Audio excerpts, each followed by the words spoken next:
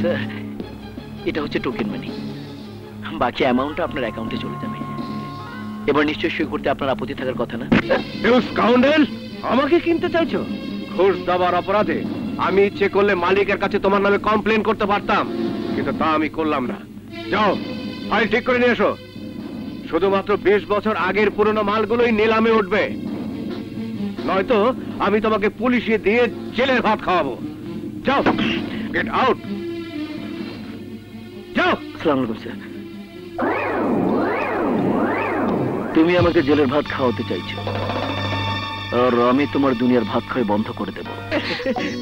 সত্যি বলছো?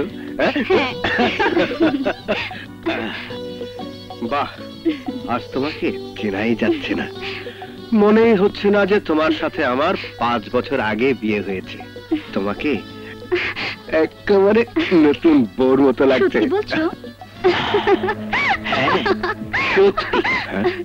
Happy happy marriage day and congratulations. শুনেছি আজ নাকি আপনার বিবাহ বার্ষিকী, তাই ফুলের শুভেচ্ছা দিতেই আমার আগমন। নিন ভাবি, আমার শুভেচ্ছাটা গ্রহণ করুন। Thank you. তোমার এত বড় সাহস, তুমি আমার বাড়ি পর্যন্ত এসে পড়েছো? স্যার, আপনি মাইন্ড করবেন না, কারণ আপনি ভালো করে জানেন এই কায়েস কখনো কোনো কাজে ব্যর্থ হয়নি, আজও হবে না। তাই এই ফাইলে আপনাকে সই করতেই হবে। প্লিজ সই করুন। সই আপনাকে করতেই হবে। হ্যালো,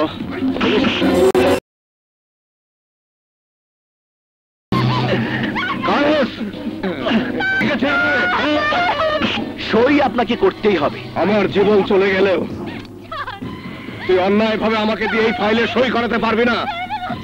আপনি যদি এই ফাইলে সই না করেন, তাহলে আমি আপনার জীবনের ফাইলে এমন সই করব যার জন্য সারা জীবন আপনার 2 চোখ দিয়ে শুধু পানি ঝরবে। বলেন সই করবেন কিনা? না। বলেন সই করবেন কিনা? সই করেন। আমি করব না। সই করবে কিনা বল, বল সই করবে কিনা?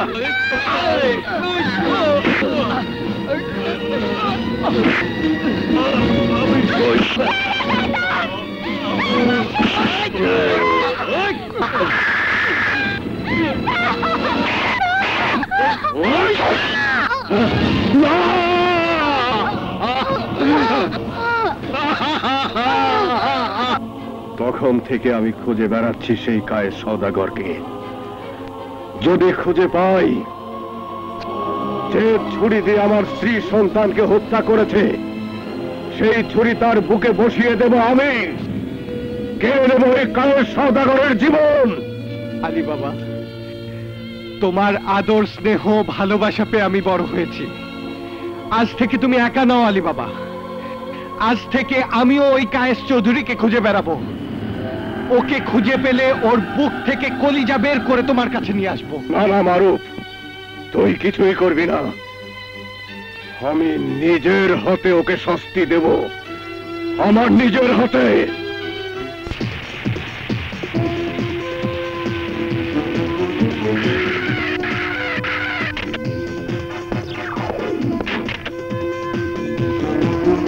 আমার একটা জরুরি মিটিং আছে। না না না, আজকে আমি আসতে পারবো না। ওয়ালাইকুম আসসালাম। প্লিজ বসেন। Thank you. Thank you.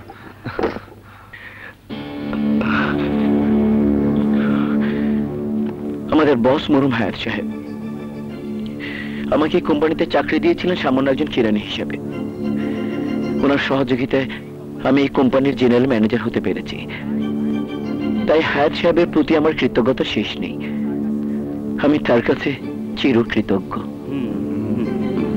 কিন্তু হায়াত সাহেব মারা যাবার পর